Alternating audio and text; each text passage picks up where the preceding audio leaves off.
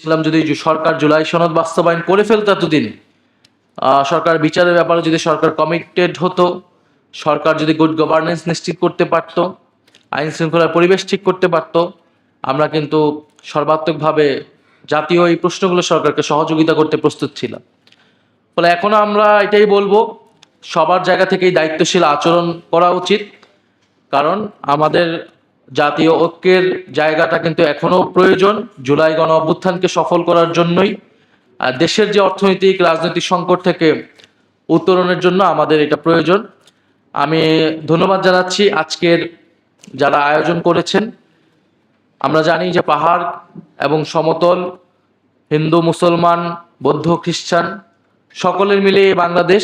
আমরা এই বাংলাদেশকে বলি যে একটা বহু সাংস্কৃতিক, বহু ভাষিক এবং বহু জাতিক একটা রাষ্ট্র বা একটা সভ্যতা রাষ্ট্র হিসেবে আমরা গড়ে তুলতে চাই। আমাদের ইতিহাস সেটাই বলে, আমাদের ঐতিহ্য এটা বলে। এখানকার বাংলাদেশের এই বঙ্গেয় বদ্বীপের সভ্যতায় মিশে আছে বহু সংস্কৃতি, সকল ধর্মের সমন্বয়ে আমাদের সমাজ গঠিত হয়েছে। আমাদের ঐতিহাসিকভাবে সাম্প্রদায়িক সম্প্রীতির যেই ঐতিহ্য, সেটাকে আমরা ধারণ করে আমাদের আগামীর বাংলাদেশকে আমরা বিনির্মাণ করব, সে আকাঙ্ক্ষা ব্যক্ত করে আমি আমার বক্তব্য শেষ করছি। সবাইকে ধন্যবাদ। আসসালামু আলাইকুম।